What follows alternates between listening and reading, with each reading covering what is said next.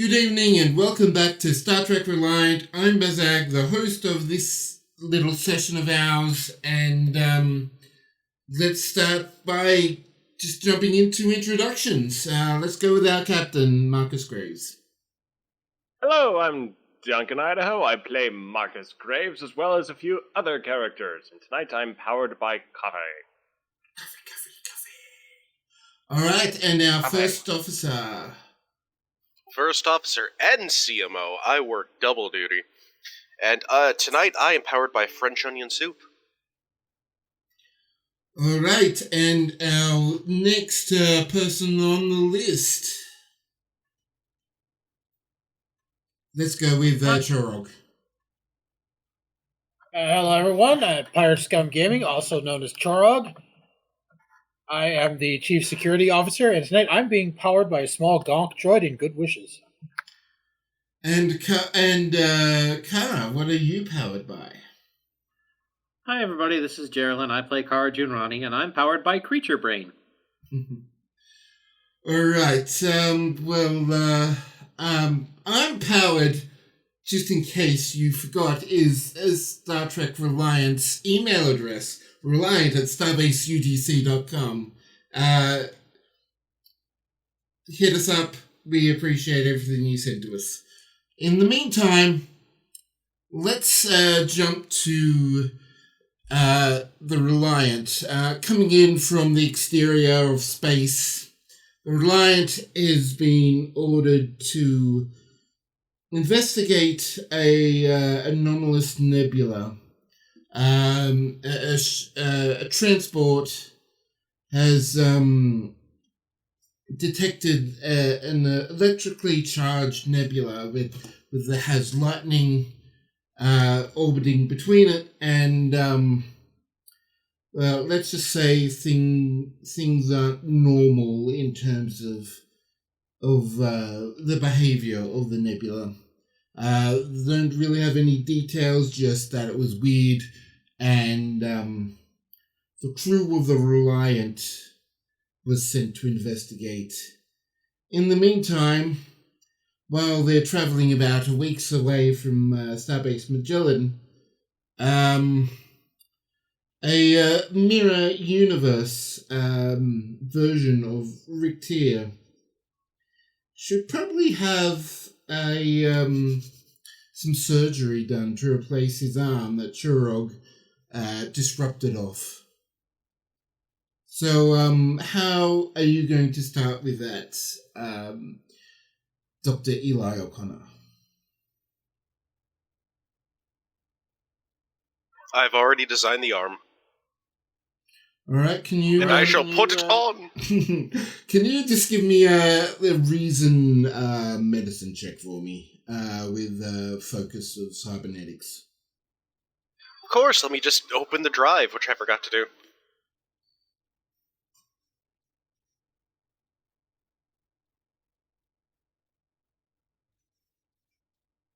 Ah, yes, here it is, the drive. You said reason medicine? Reason medicine with the focus.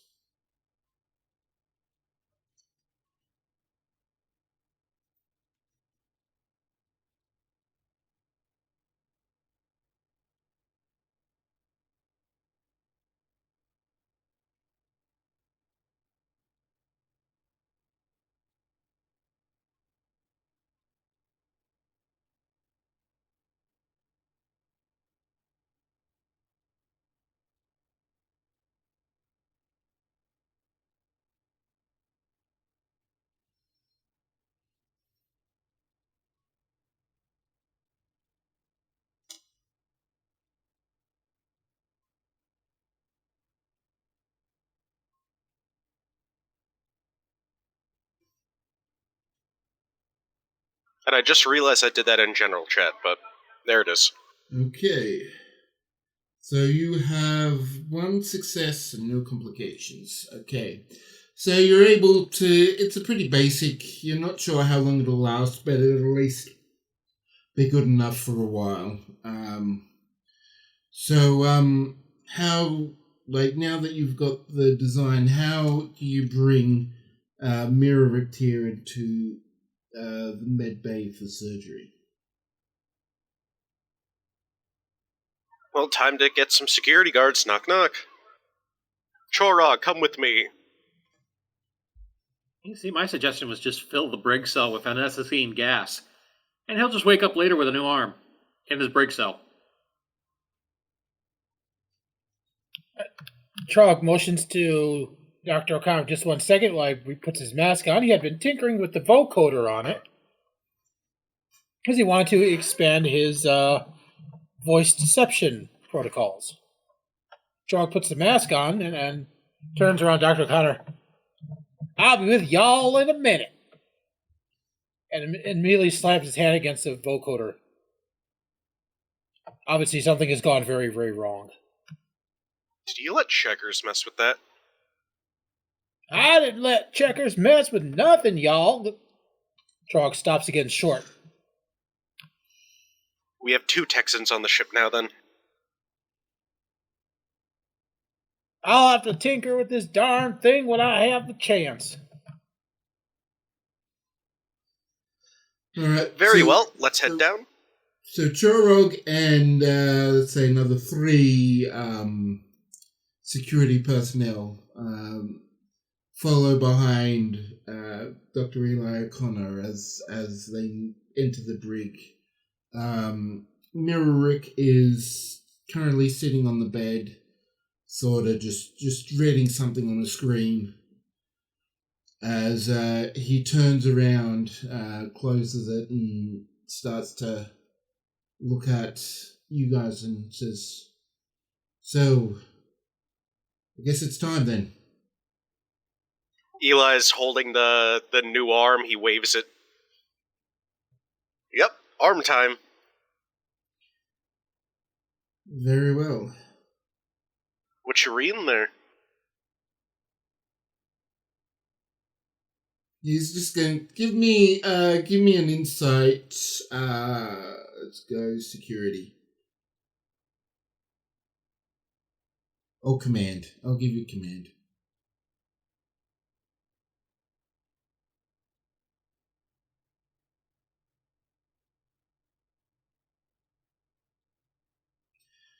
Okay, another success. You,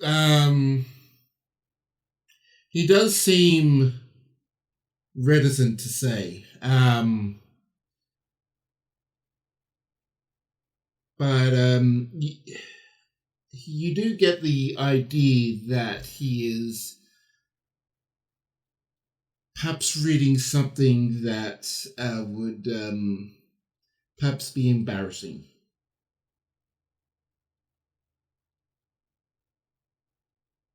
Ah. You've been reading the behavioral manual.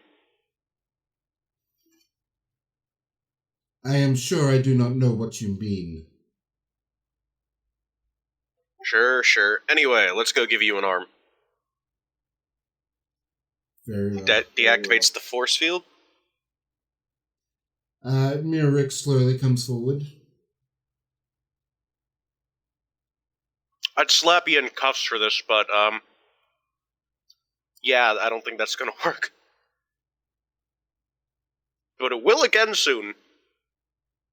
He just sort of stares at you and then just continues walking past. He doesn't... You can tell for a moment he thinks of, like, shoulder checking you, but decides against it at the last moment. See, I'm just thinking of like a monocle for handcuffs, and that's just a shackle, really. Singular. Wait, we could just have him. We could handcuff him to Chorog, like a suitcase. I like that idea. I was about to say, Chorog could just pull the other arm off just for fun. Okay, maybe not Chorog, Bryce. Bryce. Okay, Bryce. I mean, is there. as long as you're doing one arm, you might as well do the other. Give him a matching set. Symmetry is helpful. Okay, give me a Bryce. Who's going to control Bryce? Not it. I I will control Bryce. Okay, Bryce gives me a daring security check. I will make up some numbers. Yes, but can anyone truly control Bryce? One success.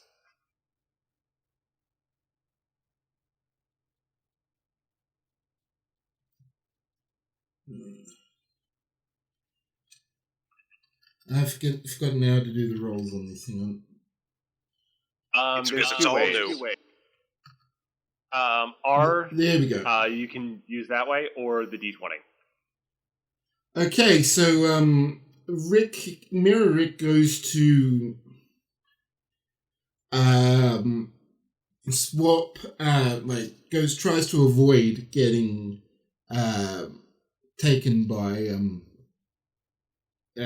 shackled by Bryce, but he ends up not only getting manacled to Bryce, but doing so in an arm position that it really makes him quite awkward and vulnerable. So Bryce has a lot of additional maneuvering power against Mirror Rick. And we're off to Medbay. Sherlock watches Bryce walk past with Mirror Rick. You want that there fella? He's one slippery snake.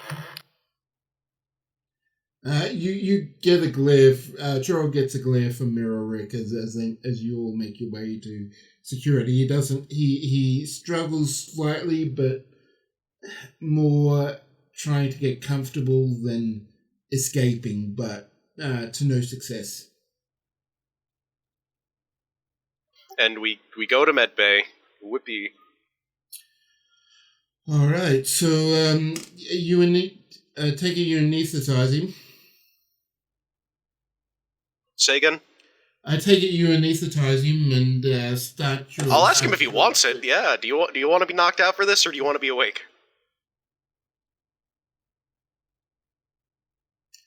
What is normal here? Being asleep. But, I thought I'd give you, chance of doing whatever they do back there. He's going to do a check. I'm just going to do a D20. No, I'm not going to give it a...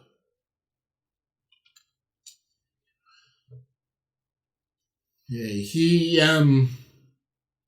for a moment you see a welling of pride, of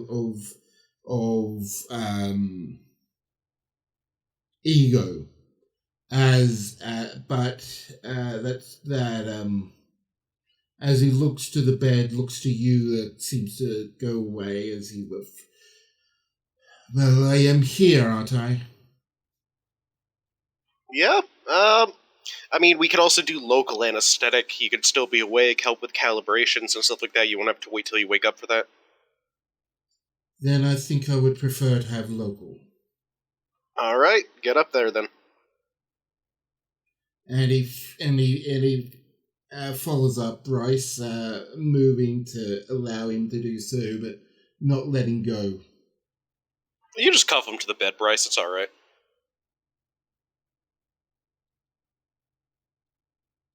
So, Duncan's muted, so we'll continue on. So Bryce does do that? Assuming...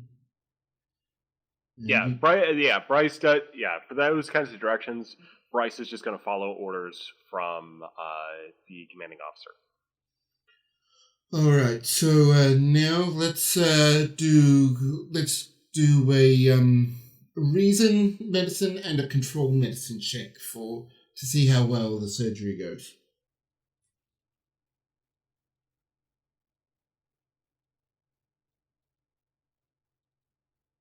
Alright, one reason medicine first.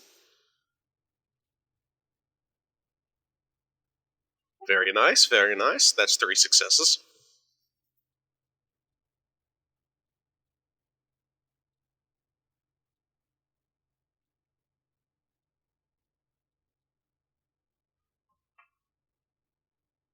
Let's see, does Bryce need to assist on this one, or does Eli have it? This is medicine, so...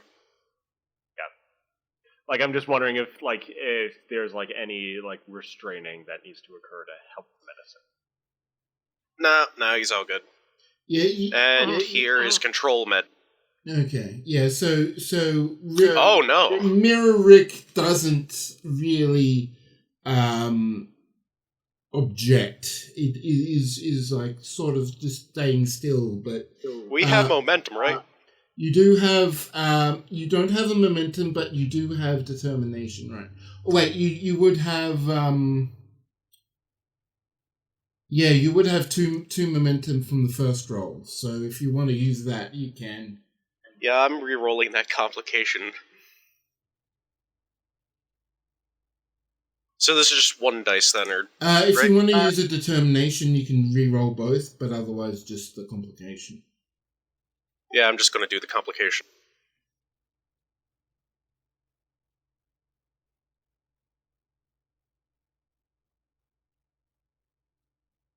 Well, it's better than the complication, I guess. So you're having a bit of hard time with it. The Mirror Rick's anatomy is just difficult enough that different enough that you're able to identify that, but when it comes to actually connecting and the practical side of actually integrating the two elements together, you're just having problems trying to do it. I'm going to give you one more try with the control. And hold on just a moment, too. I just got to look at something.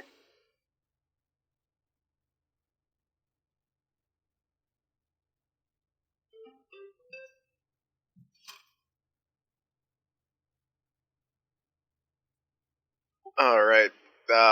So yeah, I'm getting a difficulty increase because one of my talents is quick study, which lets me, when attempting a task that involves unfamiliar medical procedure or treating an unfamiliar species, it ignore any difficulty increase, but don't have that here. Okay, yeah. Yeah, well, I mean, you wouldn't have gotten any successes anyway. I know. But you get to roll, have another attempt. This time the local anesthetic is starting to wear off. Quick hands. Okay, and so after the you take a moment to recompose yourself, to resettle. Your hands are steady, fast, and nimble. And the second time, you don't have any issue connecting the new arm before the local anesthetic completely wears off. You can tell that at the end that Mirror there's a slight tinge as just the last of it is worn off, but you've managed to successfully put Mirror Rick back together.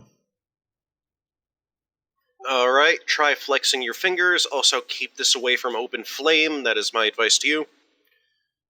And you see him start flexing his hand and moving the new hand and looking at it and curling it and this is rather impressive, Captain. Rather a duplication of what I originally had. Not Captain, but yes, thank you. Sorry, Doctor. He does. That was my mistake, not his. That's okay. So, yep, up here you'll notice at the shoulder base, you could possibly detach that. It's just to make switching out arms easier in the future. Is there any period of time where I need to be extra careful lest something happen. Again, just keep it away from open flame, else the contingency happens. All right, very well. Thank you.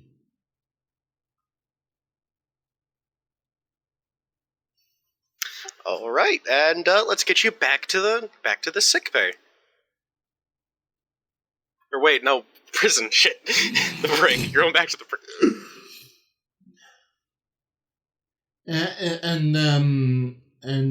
You lead him back. One of the security officers it meets you already there at the debriefing. He starts and continues a debrief from which was scheduled earlier that day, and they Mirror Rick starts to look to them and starts sharing what he knows of the Terran Empire, his experiences there, and what he has done and what he has seen others do. So we'll fast forward that. Does anyone want anything else to do before we arrive? One last word to Mirror Rick. No heavy lifting, because that still needs to fully fuse with your bone, and that might just pop out if you do heavy lifting. And you just seem nod at that. I've got one scene for Medbay.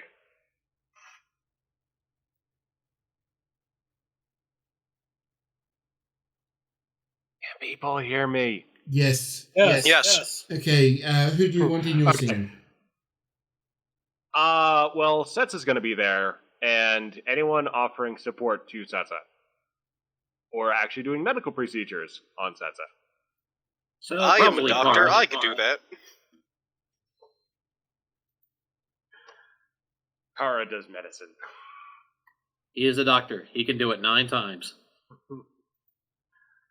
Okay, so Setsa Jagora has been brought over for an appointment down in sickbay, where another set of Borg implants are being extracted from her. She hops excitedly onto the biobed, sort of scoots back, and says, All right. Let us get more of this stuff out. Yeah. Stupid lateral lobe. You're gonna go to the Dayston Institute. You hear that? No more keeping me up at night. Eli is ready for surgery to electric boogaloo.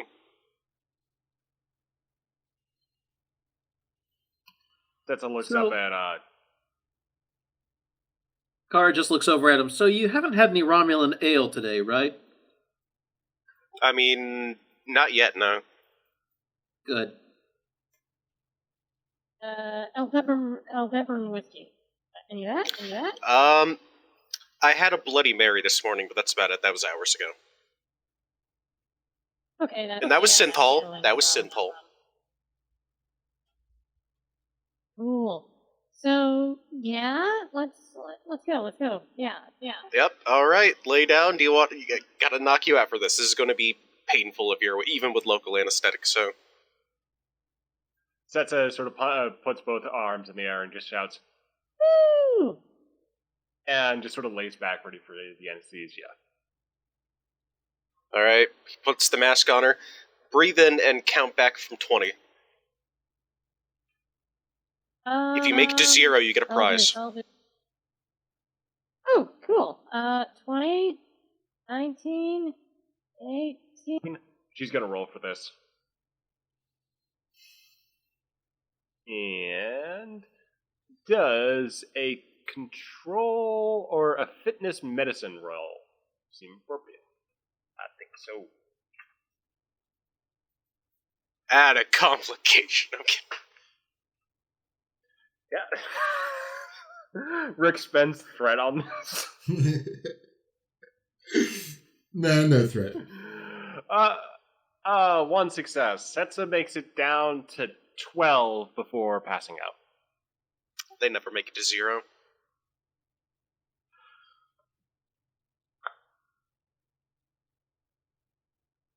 Anyway, let's practice medicine.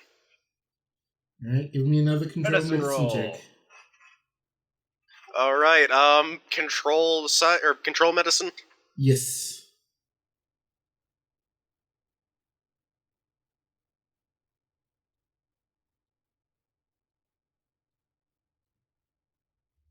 Well, today is apparently surgery day. Anybody wants cosmetic surgery, new eyebrows, something?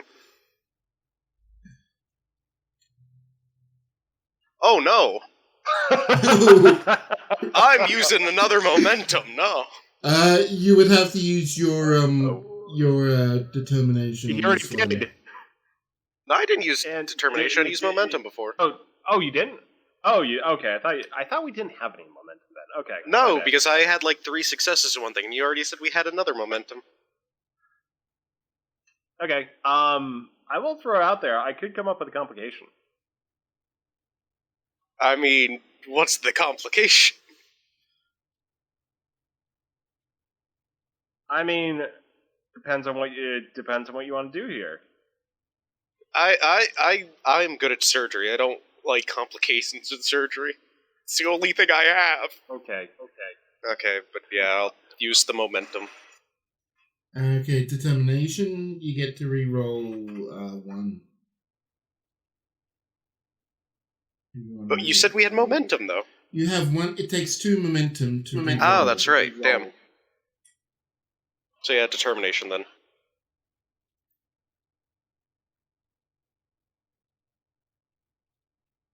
So which of your values... Motherfucker! No, I only meant to do 1. I only meant... God. Well, re-roll with a 1. I'm not going to count that. Well, Re-roll no. with a The 1. first. Well, oh man. I mean, it was the first. It's literally the same exact fucking... No. Not to mention the hates me first one today. rolls with all the complications, so...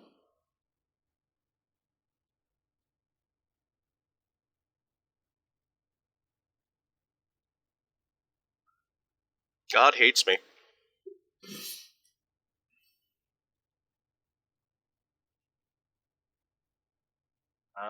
Big money.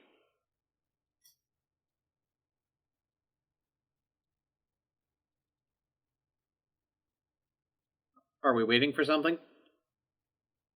Yeah, I don't know. We're waiting for the reroll, Nick. Yeah, give me. I did a reroll. What? Just give me another the same reroll. exact since number. it's, Oh, okay. Yeah, it's the exact same 2 numbers in the same order. On the off chance that was a glitch, let's just reroll it. There we go. Okay, there we go. We've got 2 successes, and we're ready to go. Okay, so yeah, he's able to remove the Borg implants that are sort of in Setz's lower back, which will sort of definitely affect a little bit of her coordination for a while, but at the same time, it reduces the power draw, so it allows her to sort of ease into a more natural kind of rhythm for sleep and regeneration. She also do regeneration, but she can actually get a little bit of sleep and deal with that too. So, yay, she's been upgraded a bit. Upgrade by removing the actual upgrade. Yes. Turns out the previous version was more stable. I mean, the upgrade would be an upgrade if there were other elements of the upgrade to properly that it's designed to work alongside. The thing is not designed to really work by itself, so while Setsa has been mostly debugified, it's creating unintended side effects by just doing its job. Yep. And Eli turns to Kara. Alright, I'm gonna tell you this while she's asleep. Don't let her, do any jumping jacks, anything like that. Try not to move her tail too much. Minimize walking. Kara just looks at him dead in the face and deadpan says, "Alright, I'll cancel our beach volleyball game." That'd be for the best.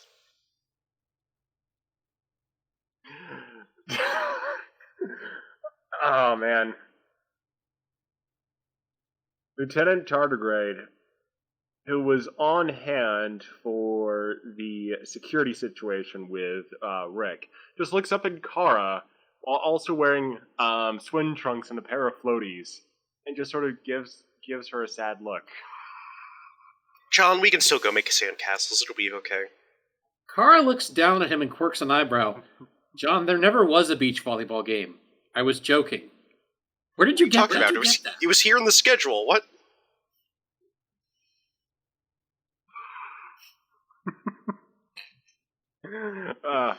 John just kind of looks at Kara and says, I thought we were, okay. He sort of scratches his head in a confused manner, and then just sort of takes off the floaties. John, we can still go to the beach. It's okay. Oh. He puts on the floaties again.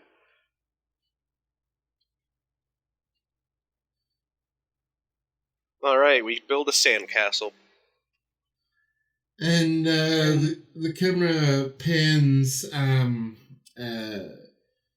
just sort of fades for a moment as we end that scene with Tardigrade and Dr. O'Connor building a sandcastle. Next, it takes another day and a half, but you arrive at the destination. And Nebula it's a more cerulean cyan kind of color. Nebula as and you can see these arcing electricity just running through it, going from one spot to another from all sorts of angles, all sorts of locations. Where do you stop before arriving? Kara stops 30 kilometers back and just looks back over her shoulder. Sir, we're 30 kilometers from the nebula. As she turns back around, she sighs. You know, when I was a kid, I thought nebulae were just pretty dust clouds in space. Now that I'm in Starfleet, a surprising number of these seem to be deadly and strange anomalies that want to kill me. Perhaps I was better off with just my telescope. Yeah, let's definitely go ahead and keep a good safe distance from this. A particular example, if you start picking up any energy buildups, move us back to 300 kilometers off. Yes, sir. Grave sighs and says, all right, survey team, we need pretty good scans of this. Let's go ahead and launch a few Class 2 probes and generally try to figure out what's going on with this thing. All right. Whoever's going to give me science, give me a control science. Let's have Setsa being on the bridge and also in a floaty wheelie chair. All right. There's a floaty wheelchair that's, obviously without the wheels, but at the science desk, Setsa's in it, her tail sort of curling around the side. And as she starts configuring the probes. 2 successes. Okay. So there is, she sends out the probes, and with what the Reliant sensors can detect, you're getting a strong electromagnetic reading that's ebbing and flowing from all these, from throughout the cloud, that there's it's always constantly changing, constantly bursts of energy arcing.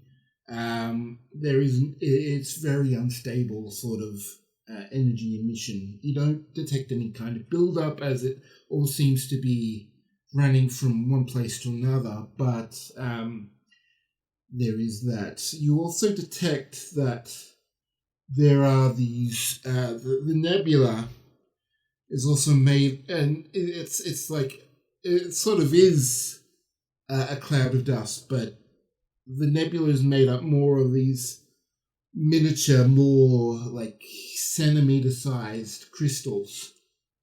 that each of the that both generate and store and arc this electrical energy.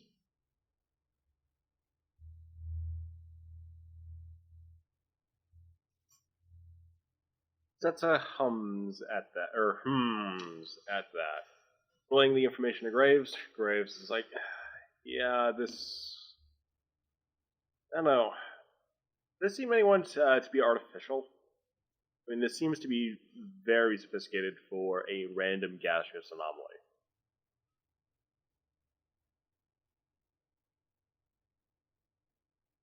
I mean, don't ask me, sir. I was just trying to figure out if we could just fire a spike with a long coil to it and ground it on a planet.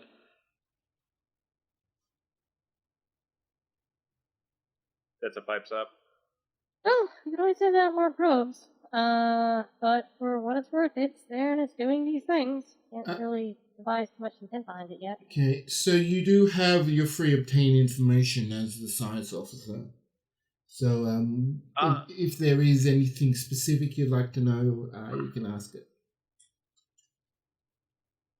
At Marcus's comment, she is going to try to identify if there's any pattern with how the energy is being stored.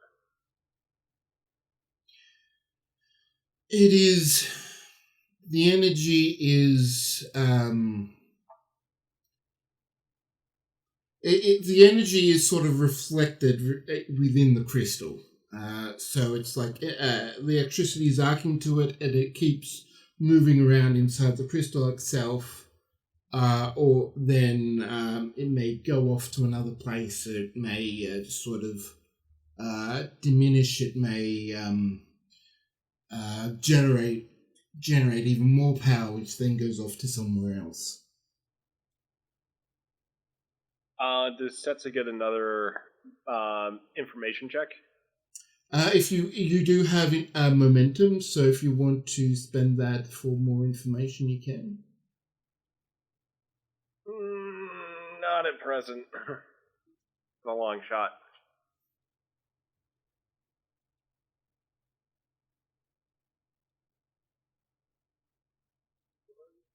So Setsa continues collecting routine data. Graves just sort of leans back, watching the crystal, sort of feeling vaguely suspicious of it and of their situation. He says, Cora, move us back another 50 kilometers. Aye, sir. Moving us away to 80 kilometers from the nebula. What's the status of the shields, by the way? Probably up at this point. Okay. I'll do a roll. Say 13.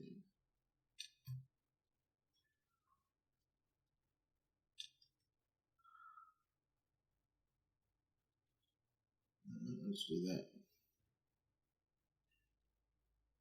Okay, so as the engines flare up again, you do detect a build-up of energy within the nebula, and also there's a slight drain on the shields.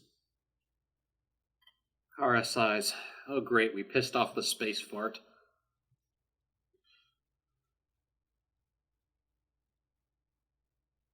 And as you move,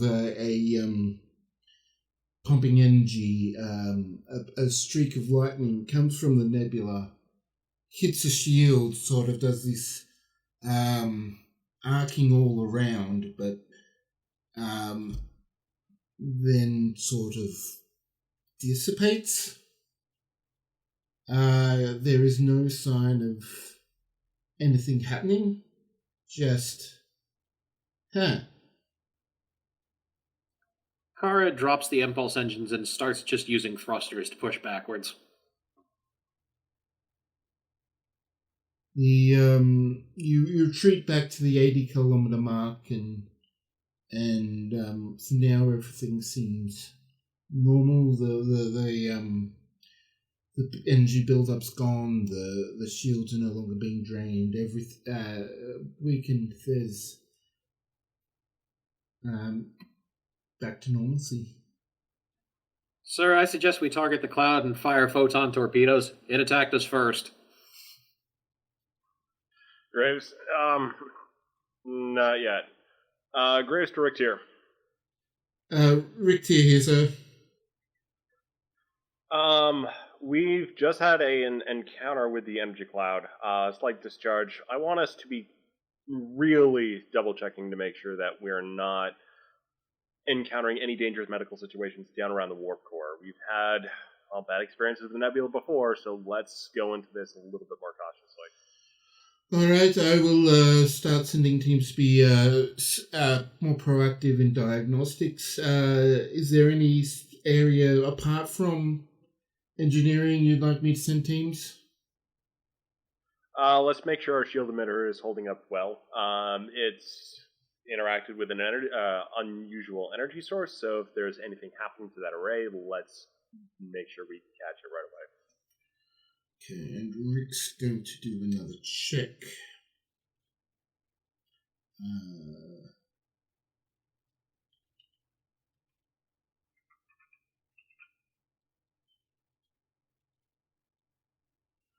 This will be with a focus.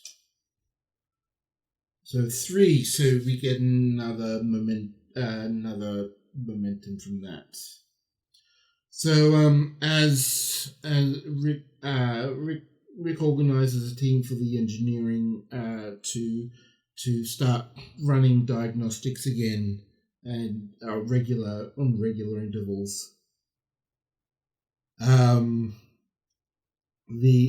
engineering team is also sent to shield emitters,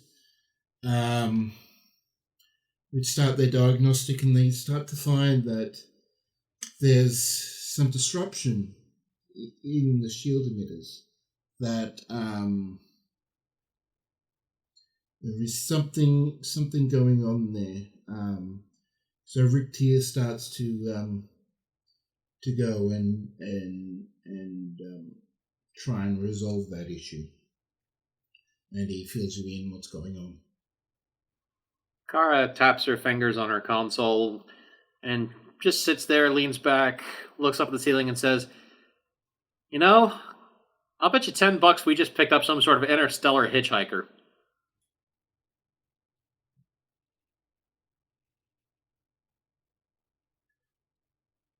Graves is sort of like he's unusually focused on the situation, so he doesn't comment at that, but sets the pipes up and says, let's see, do we want to make it a little bit spicier and try to guess whether or not it's the same color as the energy discharge? Like, maybe it's, not all one thing. Or one vibe. Kara looks back over her shoulder. I wasn't joking. So... Consider our luck. Blue. Every time we run into one of these things, something weird happens. Last time it was an energy-eating void beast. This time, who knows what? Sentient electricity? I don't even know anymore. Grave sighs. Well, the circumstances, let's pull back another 50 kilometers. Engaging thrusters and moving to 130 kilometers away from the anomaly, sir. All right, Kara, can you give me a piloting check, control con?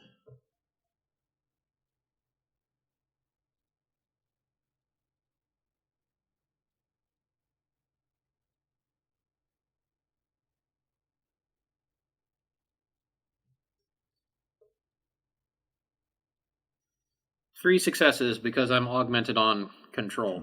Okay, so as you start to maneuver the ship back, the screens to the console start to flicker, to fade in, fade out, and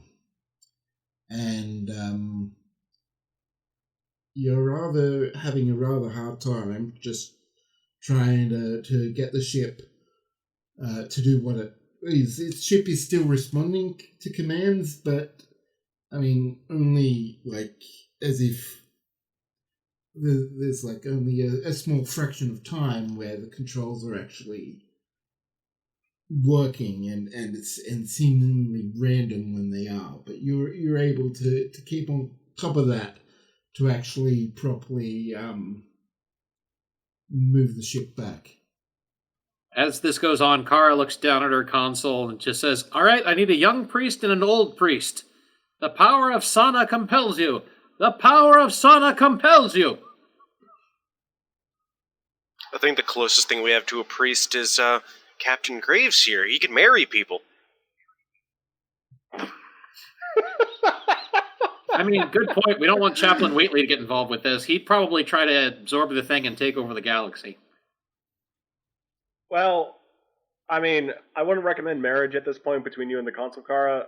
Let's just go ahead and take it to canceling. Ryk'Tyr, we're having some control issues up here. Kinky. So I'm getting reports of a number of other issues as well. Just smaller, minor things, but ones in the replicator. Apparently, with your report, there's some console, and another with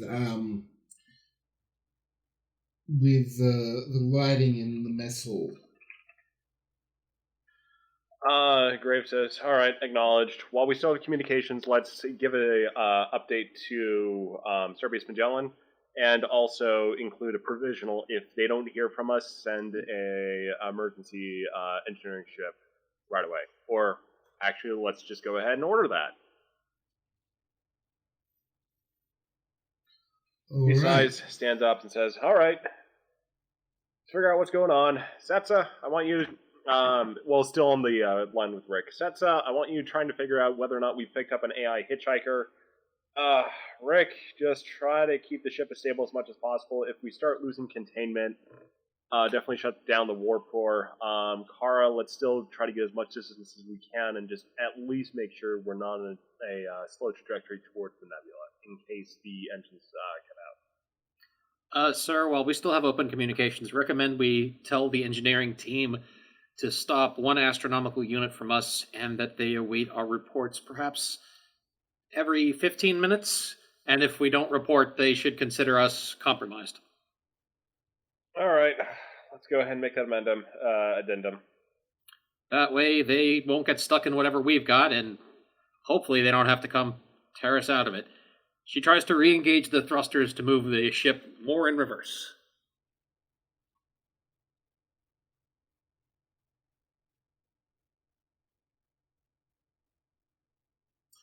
All right, so the engineering team, the engineering ship is on its way, but it's going to take a while for them to get to you. You're a week away from Starbase Magellan, so you're going to be on your own for quite a while. If you can't, if things get that bad. In the meantime, engineering is doing its best to keep things down low, and systems are seemingly get repaired, but as soon as one system's fixed, another thing sort of breaks down.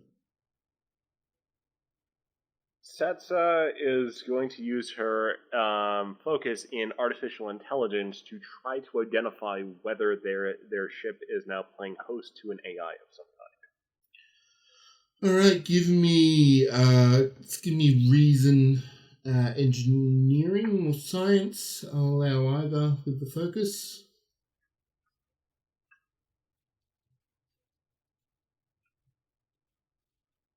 Four successes. Okay. Setsa heads to the main computer core and starts examining logs, seeing how things flow, and there is a clear presence. There is definitely some kind of entity. It's not an AI as such, but there does seem to be a pattern that whenever the engineering team fix something, they resolve some kind of electrical short, which forces the creature, the entity, whatever it is, to find somewhere new to inhabit. And So, considering this, can Setsu try something at this point? yes.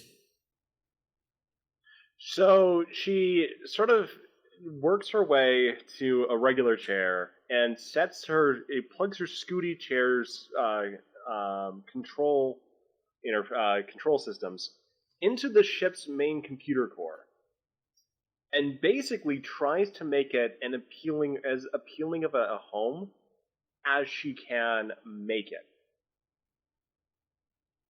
or whatever's moving about. So she's going to try to place his network location basically right in the path of what Ryk'Tyr is currently working on. So if it hops, it's got a modular little home. Okay, give me a control science check.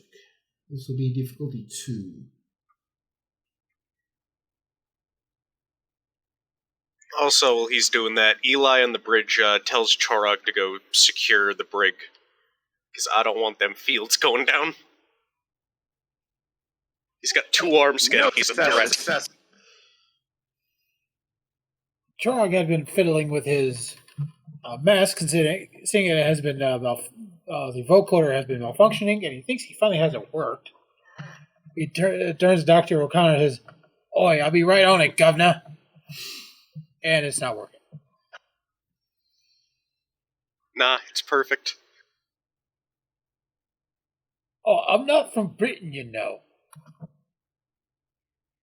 Kara just looks around at everybody busy at work and just says, "What, nobody's going to tell me thanks for being right?" You were correct, thank you. Oi, governor. Thank you for being right. So anyway, suggestion, sir. I suggest we stop trying to move away from the nebula. That doesn't really seem to be helping at all. Yeah, and you know what? You know what? Let's just go ahead and also set up another Class 2 probe with the option of throwing it into the nebula. I also want at least one shuttle taking off the main grid, in case we need to use that for some purpose. The shuttles aren't connected into the ship by default, sir. Only when they're being refueled. I make sure of that. All right. Well, let's make sure that they're isolated. Oi, Captain. Oh, I still have me grappling hooks. We can grapple them on shuttles to the ship with them. Well, I'm thinking of, we picked up a hitchhiker. They're moving away from the nebula. We might need to give it back to the nebula.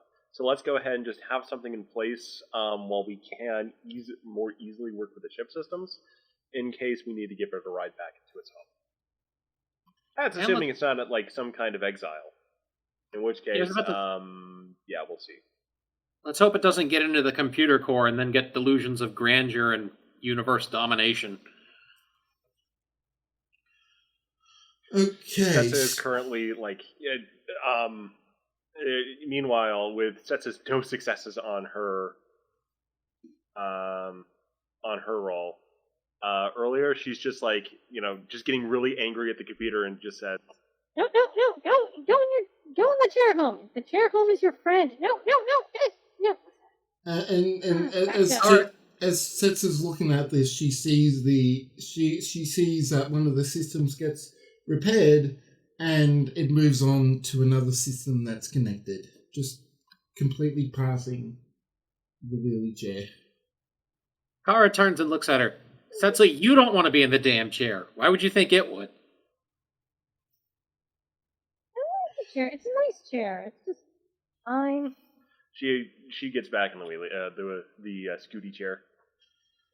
Chorog, as you feel something going on. Feel a heightened magnetism in your mask as you go on. You feel like hairs start to get straight. You feel some like almost a kind of buzzing in your mask. Trog is trying to remodulate his vocoder to get the damn thing working again, but something is in the mask. Something that is playing with him. He's not liking it too much. So he gives the mask, one good whack, and suddenly this voice comes in there and says,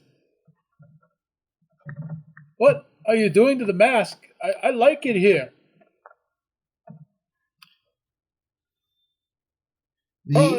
It sounded to Trog, and Trog had been watching some old movies, and it sounded like Christopher Walken is living in his mask.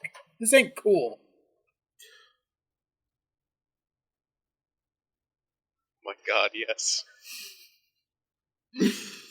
And so as there's something in the mask, there is also something that starts flickering with the bridge lights. You get an update from Ryk'Tyr saying that there's about 8 systems that are having some minor problems. The brig is so far unaffected. The warp cores are unaffected, but there's a life support thing going on with one of the rooms that the gravity is up like twice standard. There's a transporter that's just sort of constantly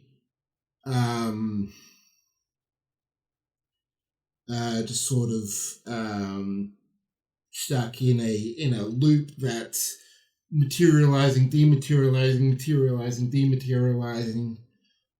There's a few other things that are going on, and it seems to not only be moving around, but it's clear that there's more. There's a static crackle that comes over the ship comms channel. The speakers are heard throughout the ship, just having this crackle, almost white noise kind of sound. Ara immediately just reaches for her music headphones and puts them on. Setsa runs the static through the universal translator to see if she can work out any form of communication and if it's been modulated or phase shifted. All right, give me a roll, thanks. Of the insight reason. Reason. And will information systems or artificial intelligences apply? I'm going to be kind and say yes. Whee!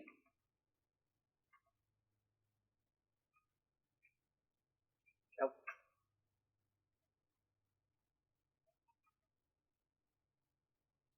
Three successes. There is no there is definitely a presence in there, and you can definitely talk to it. You might be able to talk to it through the system, but it's not currently trying to communicate. From what you're getting, it is just finding the communication system as a place to live and stay, and it's give me a reason. Give me an insight command check. Let's see. One success. And it doesn't seem to be directing anything towards you. Doesn't mean it is. You don't know necessarily what that means, but there are times when when some of these may meet and go off to separate locations, or where there's internal discussions maybe between the group. You're not you're not able to you're able, actually, with the 3, you would be able to determine that there is some kind of discussion going on, but as far as the universal translator goes and the AI processing, you don't have enough information to properly process it just yet, anyway. So Setsa, with that information, tries to leave a communication for a group of entities that are on the ship, with the effect of, here is a nice place where you don't have to move. It has its own little subsystems. It's nice and stable, and you can just hang out in here. And she directs them to the chair. All right, let's give me a presence command roll, or a presence science roll, actually. Okay, that is more merciful. Artificial intelligence apply. Yeah, yes, I'll allow it. Hey! 3 successes! There was an element of comedy if it didn't work, but I'm happy. The element of comedy is that it works, but as soon as multiple of these things go in, the chair just crushes to the ground. The hover effect is disrupted, and Sets is currently unable to move. Does Setsa fall out of the chair, or is it just a thud? It's just a thud. There is no, it's not tipped over. You're not generally, moving at any speed. It's just a straight down thud. Setsa just turns around and says, I got him! Oh, well, first, there's multiple. Second, they're in the chair now. You have some of them. You don't have all of them. I will give you that.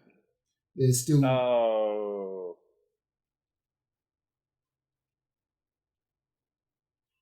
So with that, Setsa's also not going to, separate the chair from the network. She's just sort of okay, if this isn't going to be a fight like this, we're not going to bother fixing the chair. They'll just stick there. So she's just sitting there and just turns around and says, Well, I mean, you got some of them over here, but yeah, at least we can know they respond to communication now. Gonna keep my headphones on, just in case. And with that, let's take a quick break, as it is coming up to the hour mark. It will be absolutely no time for you guys, but it will be a few minutes for us. Thank you for listening. Yeah, let's get back to it. So we have something going on with Chorog's mask. We have random malfunctions going on throughout the ship. We have electrical entities living inside the ship. We have a Setsa in a currently non-functioning hover chair. So what are we going to do now?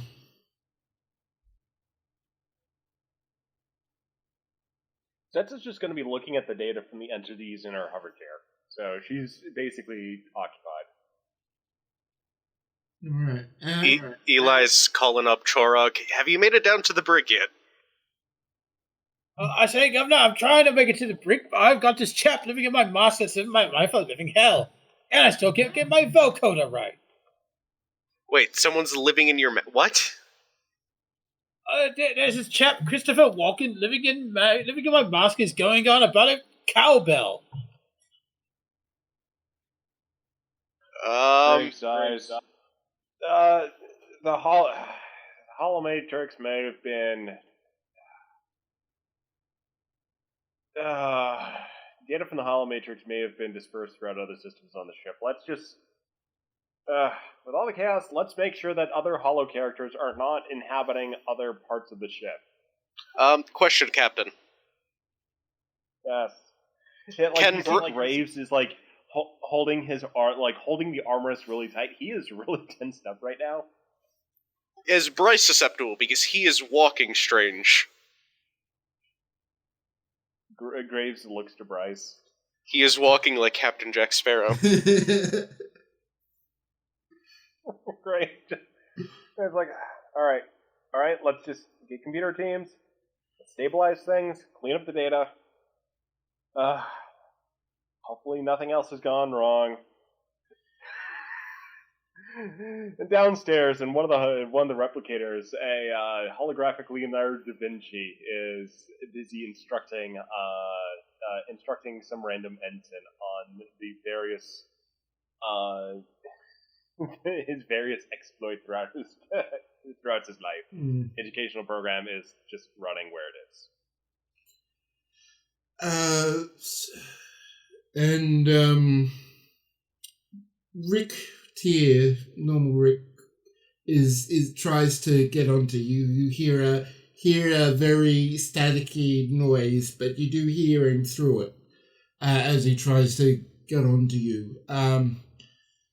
Captain, we're sort of chasing our tails here. We need a way to figure out how to get these things out of here because everything we fix is there's just more cascading failures. I don't see how my engineering team will eventually be able to catch up with all of this. Right. I guess I better get off my butt and do something. Kara stands up and goes over to Setsa's console. Let's see if the old magic still works.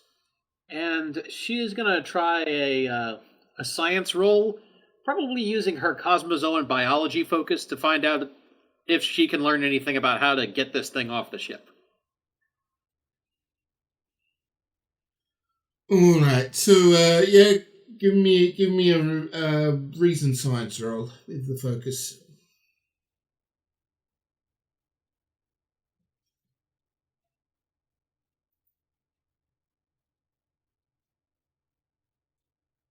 Two successes. So with everything you've seen, everything the entities respond to like charged particles, electricity, straight movement and electromagnetic energy from charged particles.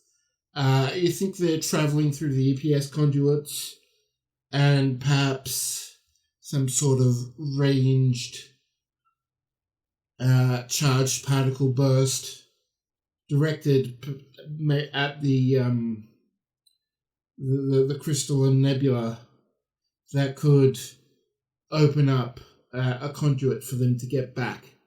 The problem is it would also open up for them a way to come in, so I'm not sure how you can, so you'll have to figure out a way to make sure it's only a one-way travel and to entice them back into the nebula. Hey, Captain, remember my idea with the giant spike and the coil of wire?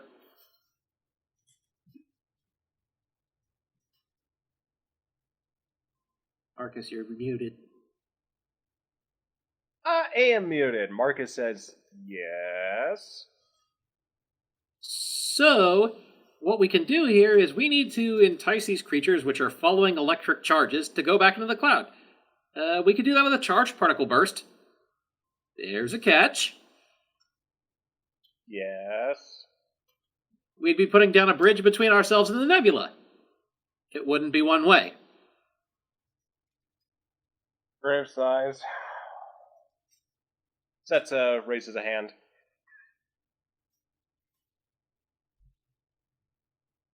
Kara just stares at her, not even saying anything this time. Setsa offers. Well, they responded to communication. I mean, I got a whole bunch of them in the chair here, so we could say move them into a shuttle and then do the charge thing with the shuttle. Like, if it gets super overwhelmed and explodes, then, I mean, it's just a shuttle. Yeah, I but mean, somebody will that's still have to be on it get to it close calibrate enough. the shuttle to do the charged particle burst. Yeah, remote that? You can't remote everything, Setsa. What about, I definitely don't want to put Oakley in in harm's way here.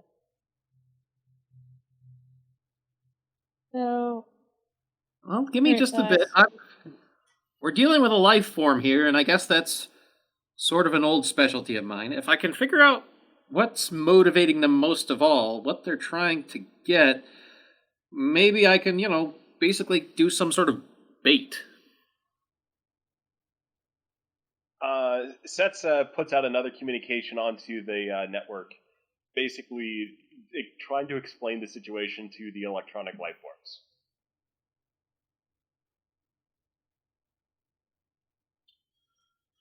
Alright.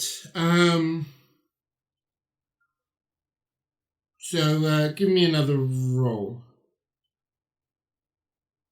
What kind of present roll? Present science.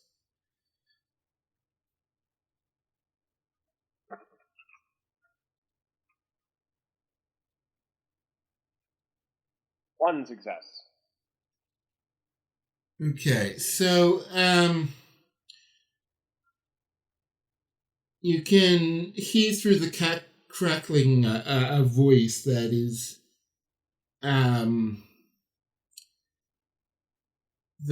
it's sort of weird in the way that it's a mix of everyone on the ship. There is multiple voices, but they're taking like multiple samples and trying to make one voice, make one, like one singular. So it sounds a bit like everyone, a bit like no one. It's this weird sort of sound through the static. I'm just imagining this like Christopher Walken.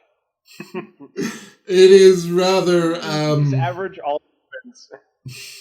average all humans. Add a touch of weird equals Christopher Walken. Yeah, pretty much. So you hear this Christopher Walken-esque voice start to. We hear you, we don't see you. Who are you? Setsa just very brightly offers with her communication method. Hi, I'm Setsa, so I'm an organic life form, and you are in our ship. We detect your presence all around us, and you're kind of disrupting some systems. So if you could, just kind of quiet place, like I've set up my chair here as like a little rest area for you guys. She indicates on the network map. We detect we detect modulated signals. We do not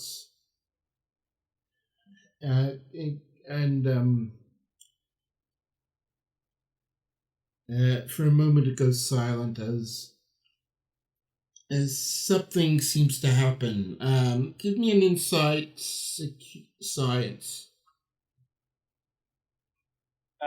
Any focus applies or just the straight roll? Just a straight roll. Can Kara assist? Kara can roll separately. Everyone can roll separately if you want, actually, on this one. Oh, Marcus is not going to roll on this. He's just like at the ready, like arms gripped onto the chair.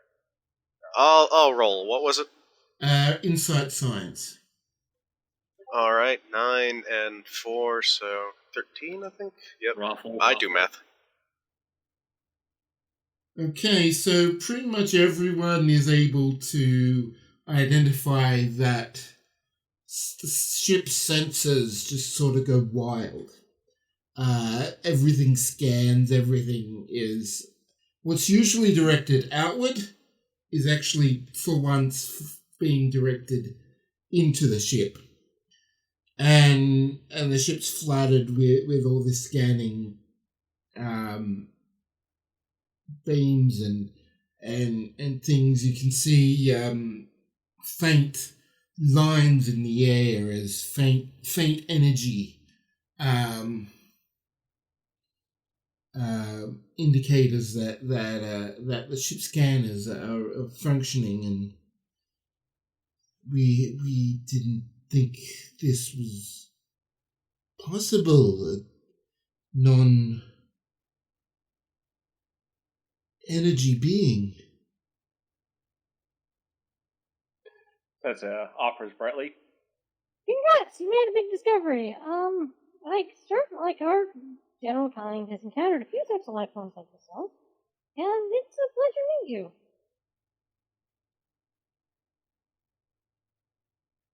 Well, you are like mites on this ship. Well, actually, no, take that back, because I wouldn't know what mites are. You are. You are like electronic mites. You are small. You are diminished compared to the vastness of this ship, this vessel. Well, yeah, because the vessel is serving our needs, and we move about and live here. Like, we're really big compared to other organisms, so it's all just relative. The ship is slave to you? No, it's more of a partner. It's like just our home. It's our constant companion. Like, we take care of it. It takes care of us. And together we go out and explore space. Okay, roll command presence. Yay! This, by the way, is being on broadcasted through the chair's speakers, so everyone is able to hear this.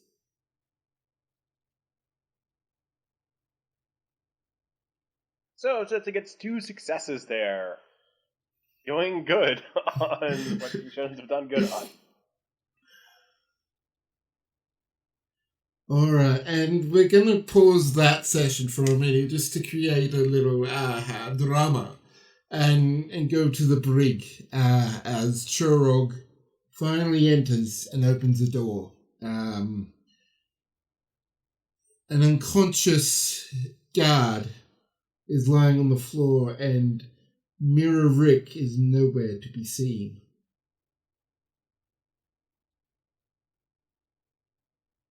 Oh, bloody hell, this isn't good.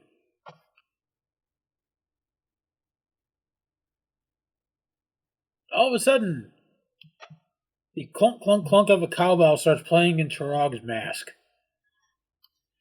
And as that starts to happen, all throughout the ship, you can hear the sound of cowbells sort of echoing. So it's gone from static to actually just cowbell.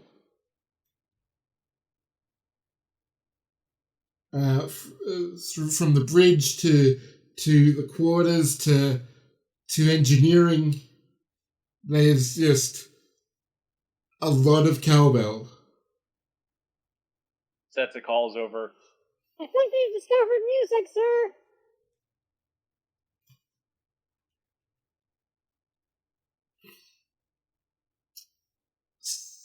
So go ahead and back to Churog. What are you going to do now? Chirag quickly goes over to one of the consoles and tries to pull up an internal scanner to try to find Mirror Ryk'Tyr. Okay, so give me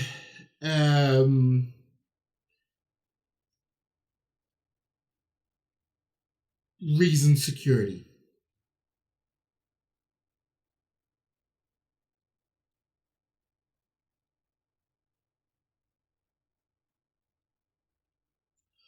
You're able to find 2 Saw-like signatures. One of them is a real Rick, the other is Mirror Rick. Now you gotta see if I can figure out which one's which. I've had enough of this bloody mask. Trog pulls the mask off, whips it across the room. Oh, that's much better. No more damn cowbell. Oh, the cowbell is broadcasting through the brig where you are now as well. So even if it's not directly in his ear. yeah, okay. So there's one in let's do some random rolls for where they are. I'm going to do them on outside of Majel.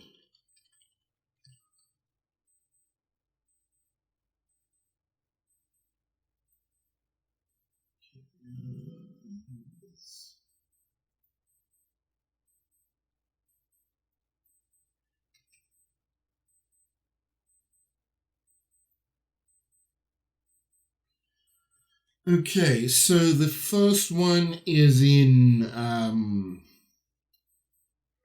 that is within the superstructure near the Basad collectors of the ship.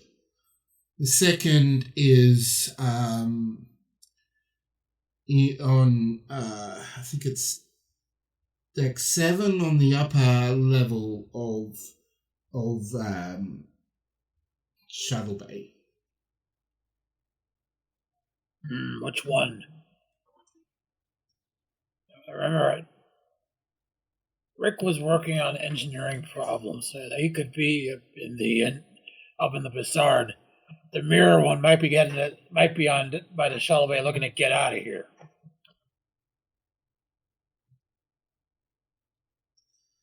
All right, so you head towards the shuttle bay. Just give me a control security check, and I will give you the same.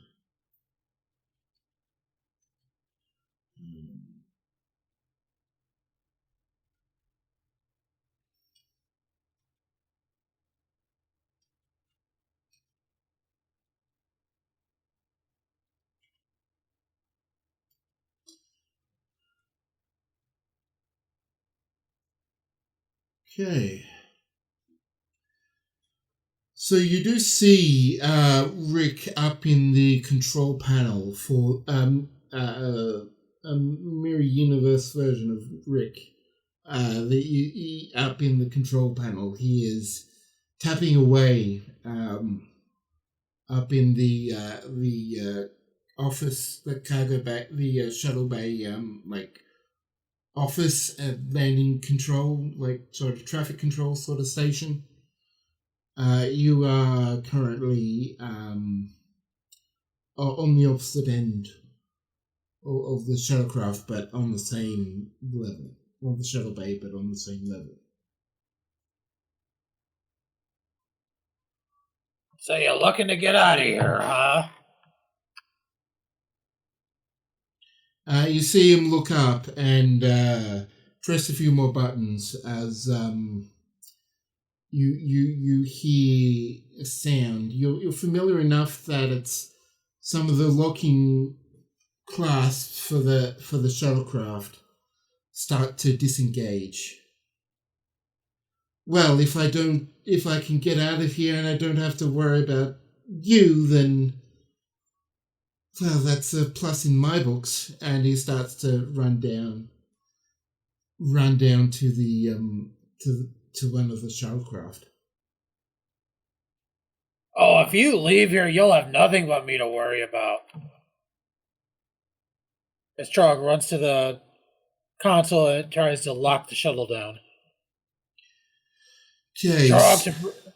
Trog to bridge. Mirror Rick. I found Mirror Rick. He's trying to leave. Eli sighs and takes out his pad, just typing away for a moment. Graves says, acknowledged, deploying countermeasures. He looks over to Lieutenant Tardigrade. Lieutenant Tardigrade salutes and spore jumps onto the scene. Okay. Oh, did you not want me to take care of the arm? Do that too. Alright. Activating thermite charge. And Kara sets up the tractor beam just in case. Alright, so first, with everything going down, we need to do an opposed control engineering check. So,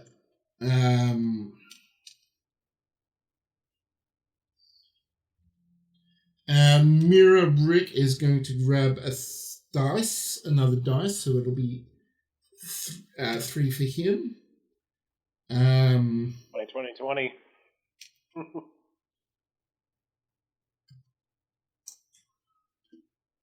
Oh, 3 successes for him. Actually, there would be a disadvantage, but that would,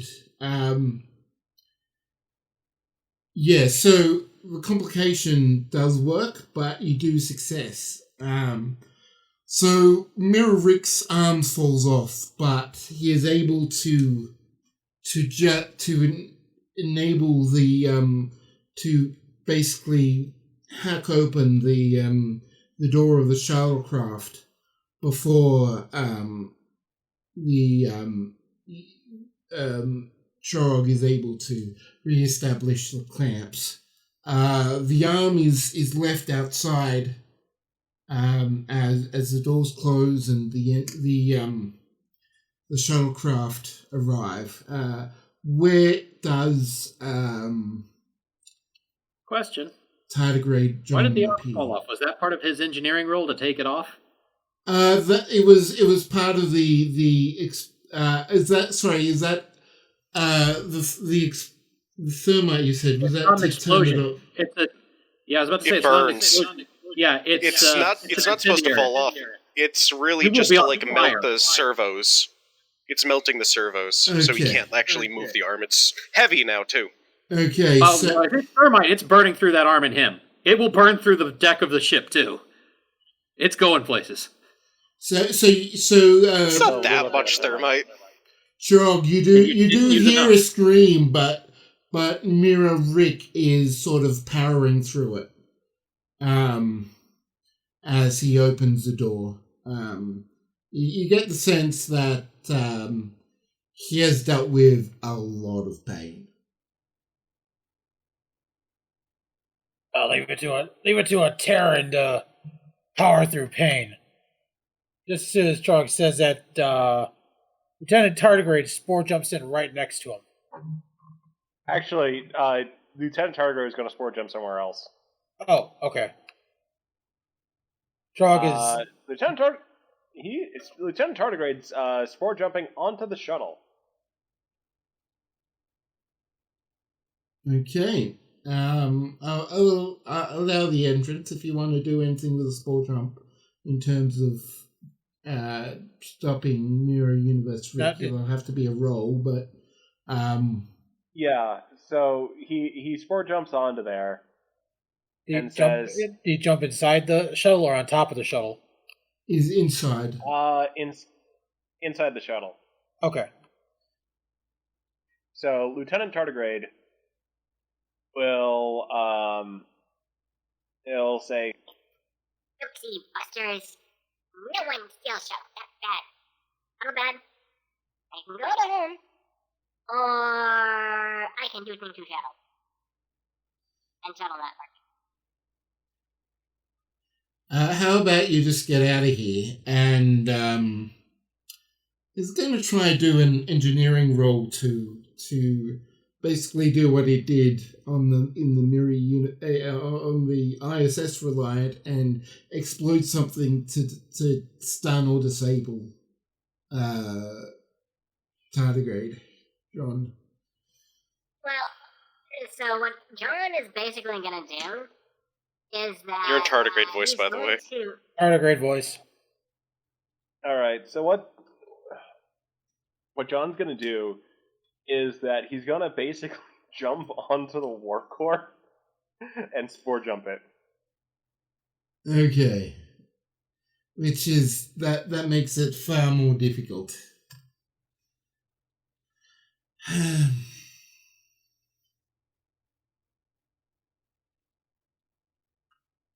Mirror Rick's going through various things in him. I'm going to roll for this.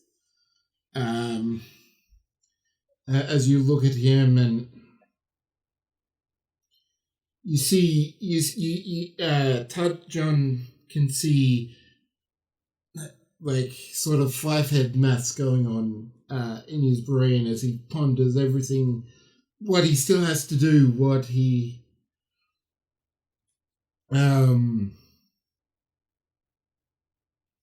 the situation that he's currently in and what he's already done, and just sort of sighs heavily and says, I had hoped a bit longer time to make my escape, but it seems I am caught.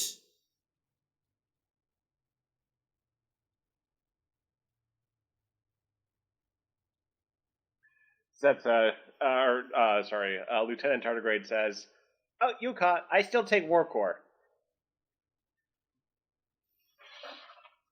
And he just said, "I'm taking a War Core now." Yeah, he just sort of blinks and just opens up the door and just stands in front of the exits the shuttlecraft and just stands in front of it. So does John successfully spore jump the Warp Core? Just give me a control con. For the love of God, don't roll two complications. All right, I need to update John's sheet sometime, but this is, yeah. 3 successes. So where does John want it? Well, he's just floating like a few. No, I mean, spore jumping a warp core to Detroit is going to be potentially bad, so he's just going to be like a little bit ways off the ship. But he's just like hugging the warp core. It's just very happy, just floating in space. And Graves just sees it on the view screen, and he says, "That'll do, John. That'll do." So the warp core just powers down as soon as it was gone. It was just starting to be activated, and John was able to spore jump the exact precise stuff that was able to just allow the energy, the matter and antimatter to just disperse harmlessly on opposite sides, and there's no reaction, no permanent damage to the warp core. It's just out there floating in space. And John's hugging it. Remind me to tractor beam that back later. Those things are expensive. And But Expensive? Go on. There's a lot of materials in that. You don't think the lithium just grows on trees, do you? People have to mine that up. That's effort. You want them to do it all over again? Aye, fair point.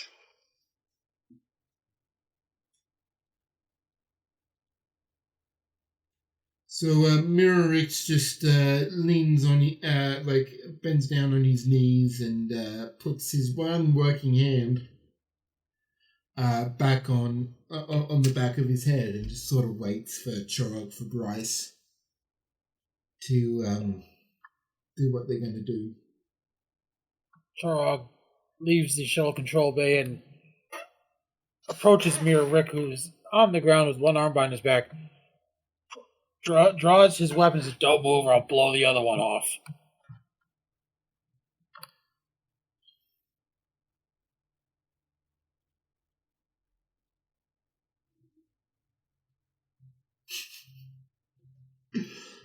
And he goes, "Well, you may have bested me, but I am not your plaything. I will not let this insult stand. I will be watching you You will feel my wrath when it is appropriate. For now, take me away. Decor from her engineering station just looks over. Just shoot him in the head. Trog motions for Mirror Rick to get up with his pistol and says, good, bad, I'm the guy with the gun.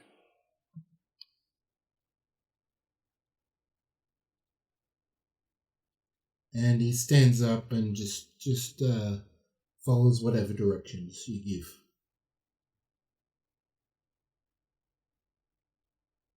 Alright. That way. Back to the brig with you. He already sort of starts going there, sort of already expecting that's what was going to happen.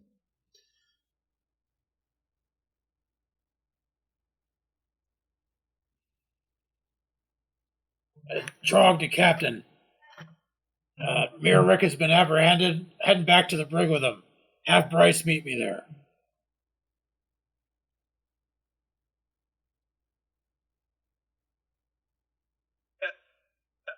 I thought I was muted. Okay. Graves says, acknowledge Shorog. Excellent work down there. Well, I can't exactly think just me. Lieutenant Tardigrade really came through by jumping the warp core out.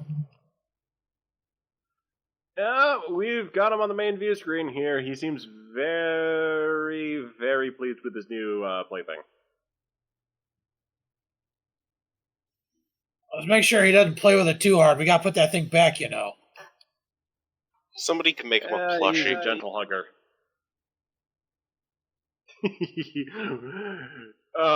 That's totally happening. Giant plushie warp core. We're done. Done gets a plushie warp core for this. Alright. So now we've... where instead of getting awarded medals, John gets awarded plushies. The plushie, when you squeeze it, it lights up and makes a humming sound.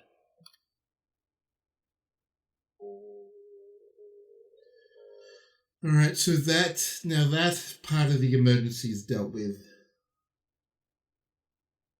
How are we going to get these things off? Setsa raises a hand. He says, Well, I mean, having a pretty good conversation with him, so just explain what the situation is and just give him that little bit of a line back to the Nebula.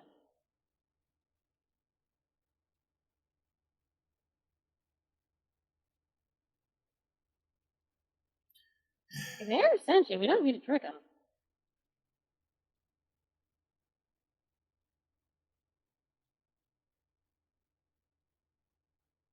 So is the com terminal open at the moment? Or is it one way? Like, can they speak to you now?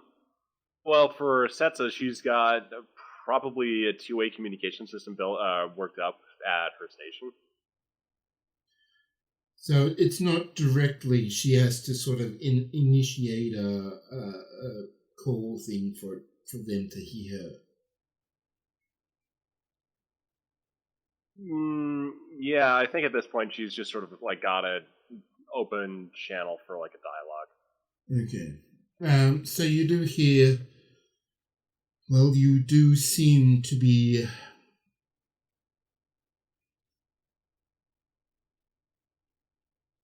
supporting each other very well. We did not expect this to be such a problematic when something new and interesting appears. Obviously, we are curious, just as you seem to be.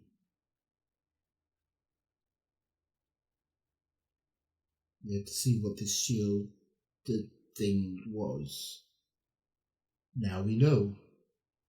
Yeah, most understandable, and yeah, we'll just help you, get a line back into the Nebula, and take things from there. do we want to just sort of do a direct connection, or would you be willing to go into a shuttle and then sort of do an indirect or a transfer like I well, there does seem to be a bit of a problem now. Some of us want to stay. Well, I mean, you'd be staying on the ship, and, well, we do get into, a bit of, stuff here and there, so as long as you're, willing to play by Starfleet regulations and, just make sure you're not getting into too much trouble, yeah, I think Graves would be supportive of that. Wouldn't you, Graves? Graves looks over and has to think for a few moments and is like, yeah, I mean, talk it through command, but if they're aware of what their request means, I would not be opposed to having a few of their species tag along with us. We will send some details later on as a more permanent. You have scanned our our home, so perhaps you could create some homes for us, and we could stay in there instead of in your ship systems. I have an idea. Captain, if I may. What you got? I think we could drop a subspace relay here so they'd still be able to communicate with anyone they leave with us. Yeah. And they could also live in it. Yeah, I consider that a little, just outpost for them. And with a subspace relay, they'd be able to collect information, too, from the Federation net. So, yeah, that sounds like a good idea. And certainly we can create habitats for them as well on board Reliant.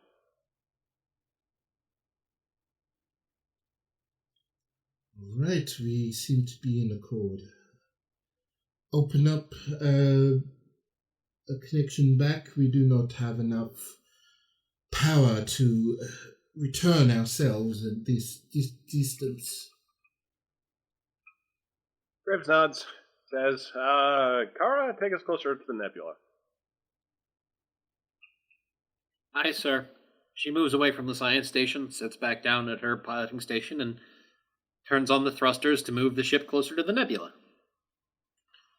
The thrusters, which were previously just reporting us down, suddenly now turn on as whatever individual was in them moves somewhere else, and now you go start returning back forward. As you get within 20 kilometers, arcs of electricity start to generate around the exterior of the ship's hull. And then in one strong lightning bolt,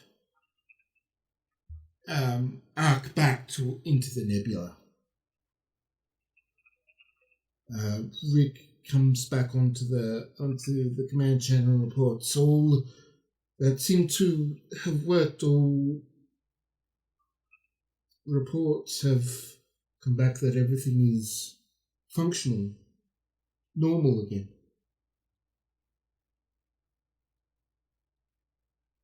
Graves sighs. Well, crisis averted and pretty good first contact. Probably the best Nebula we found so far. Kara, meanwhile, moves over to an engineering station and locks the tractor beam on John and the warp core, pulling them back into the shuttle bay. John just goes as he's pulled in. It's tingly.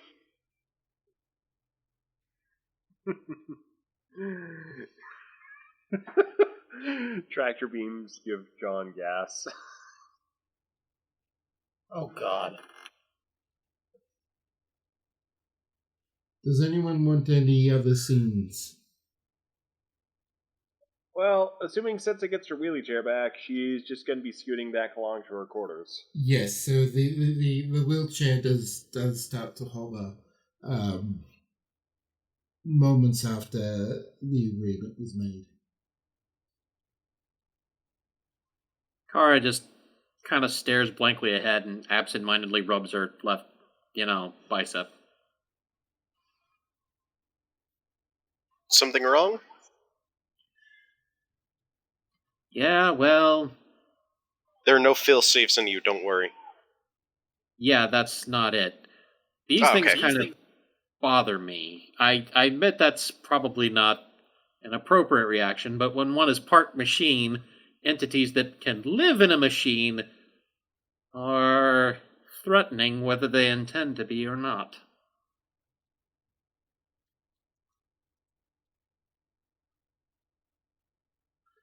Graves looks over, says, well, if you're on the ship, we may have to lay out some codes of acceptable behavior with interactions among the crew. So, yeah, we'll definitely keep an eye on Bryce and you and Dugoro as well. Kara nods. I'd appreciate that. The arm would be Graves bad finally enough. I don't want to think about what would happen if they got into my cranial implants. Graves starts to tense up again. Stress levels rising. I need to think of a new contingency because now he's going to be expecting the thermite. Why not just not bother giving him a new arm? That just seems kind of cruel, doesn't it? Kara turns and just stares at him for a minute. He broke out of jail, assaulted security guards, tried to steal a shuttle. At this point, I think he's lost his 2-arm privileges. I wouldn't exactly say it's a privilege, but... Captain, Graves, it's up to you. What about a little anesthetine charge? I mean, just let us put him to sleep. Kara looks over at him. If thermite didn't stop him, I don't think anesthetine is going to slow him down. All right, well, definitely relay this back over to Starfleet Security and see what their say is. Might give us a convenient out of being able to say, well, you've upgraded to security risk, and you're going to have to work back up to armor privileges. Personally, not giving him an arm, I'm fine for that for a short-term solution. I think it's with the long-term is when it gets more problematic, but at the same time, there's more opportunity for him to earn that flexibility. I have an idea. Okay, here it is. Put a holographic emitter on it. It only works within the cell. There. Boom. He leaves the cell. No Well, he could, if he's anything like our Rick, he might have considerable engineering experience, which I think he most likely does. Another good reason he not might to give him hijack the holometer. Yeah, I'd say simplest solution right now is just to sort of put that on hold. I mean, not as definite no, but just on hold pending further security updates. My suggestion? Get him shipped off to facility 4028. Yeah, How does she know about that? I thought that was classified. I'm command staff! Yeah, but I thought only me and... Okay, I thought only me and the captain knew that. Moon, meanwhile, just is looking around confused. Graves just sort of looks to Moon and just says, facility 4028 is the code Moon word for Starbase 80.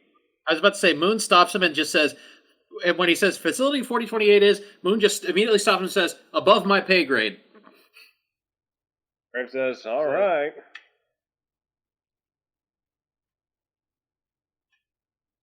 It's like Guantanamo Bay, and, Guantanamo Bay sounds like a nice time if you don't know what waterboard. No.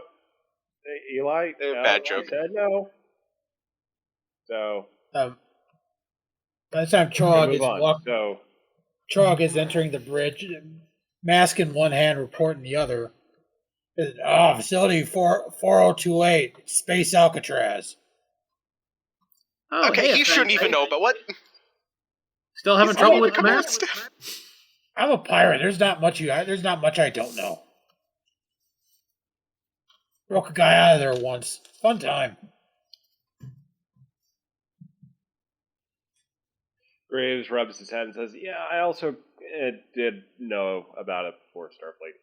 I mean, when certain people get locked up there, it does kind of spread around in certain circles." So I'm the only one that didn't know until I joined Starfleet. Well, Kara had some you know. recently. I was gonna say, I learned in a command briefing, so... Well, yeah, like, when I became first officer, I found out. Yeah. Oh, they did also recently put John through a security simulation there, trying to see if he could break out. Could he? Yeah.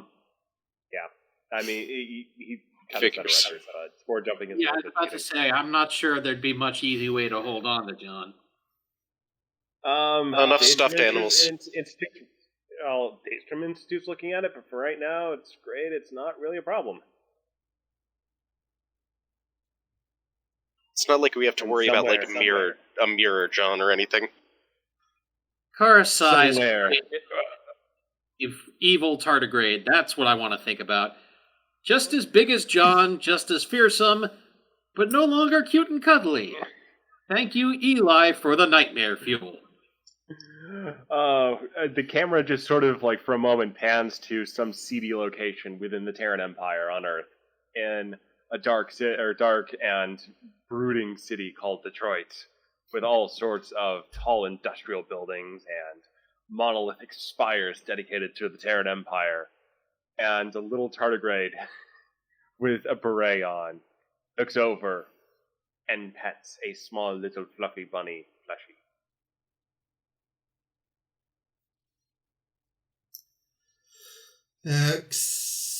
As that comes back, we head back to Brig as Ryk'Tyr, Mirror Universe Ryk'Tyr has requested the captain's presence. Do you attend?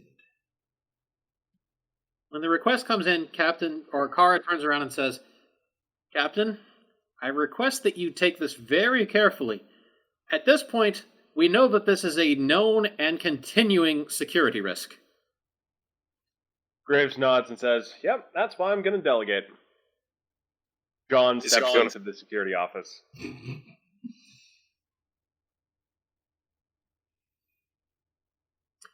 John waves. Captain says, "You big bad boy. Now you talk me." Well, Yeah, so John approaches Mirror Rick. it seems that I'm only going to get you, so I might as well say what I have to say. I only want the ability to live out my life unhindered. I saw an opportunity, I took it. I did not kill the man, I just knocked him out. With that said, I will abide by anything you further say, although I would like to warn you and, by extension, the captain, that he should keep an eye out on Chorog. He is a dangerous pirate, and the only thing they look out is for themselves. John takes notes. Says, how do you spell pirate?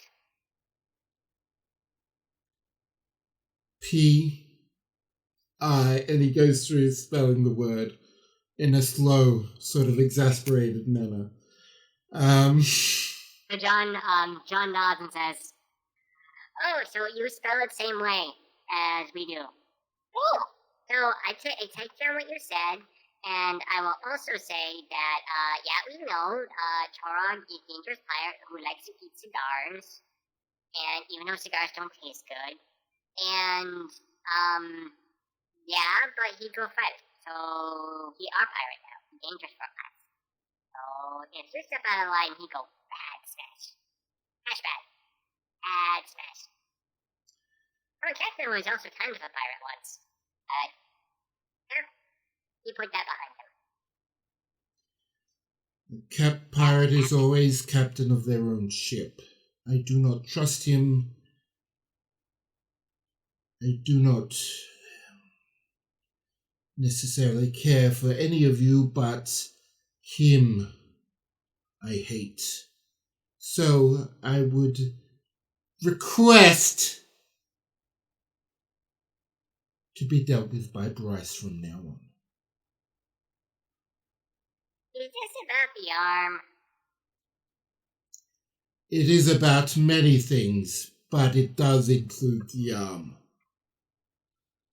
So, I mean, what I found when I'm having a fight, like with Skipper, I have a fight with Skipper, because she won't share the Koopa Troopa helmet.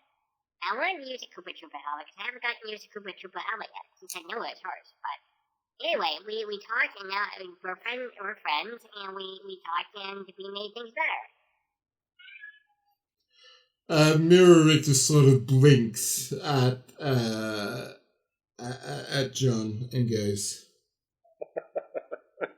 well, perhaps we have yet to find a shared language.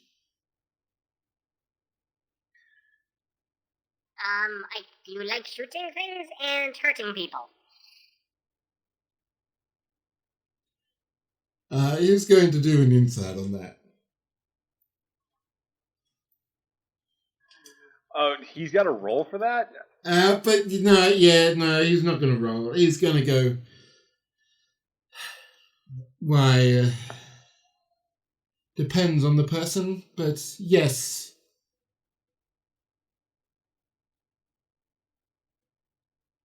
You see, I think that you have very good common language, and maybe you, actually, no, I know. John scuttles up to the force field and says, Do you have a crush on Torog? Like a special feelings? And you feel all embarrassed when you're around him? No. And he just sort of deadpan, like straight, strict, like just.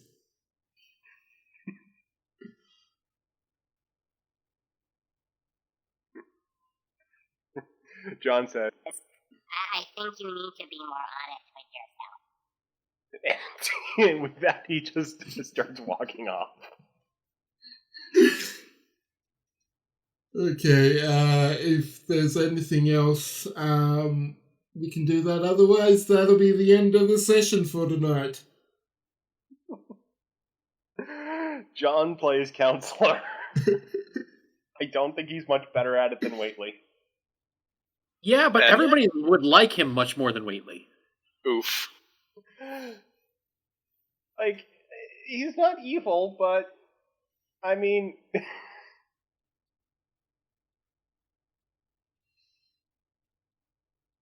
Okay, and I guess that's where we're going to end it for tonight. I just had one comment after his possession. I put it in text chat, but I'm saying it for everyone.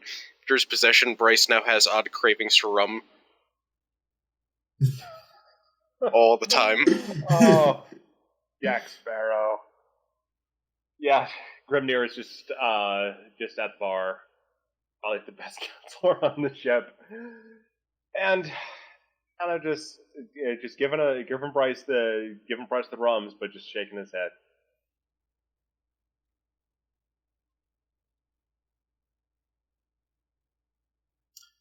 And that will be it for tonight and this episode of Star Trek Reliant. Thanks for joining us. Have a good night. Good night. Toodles. Good night.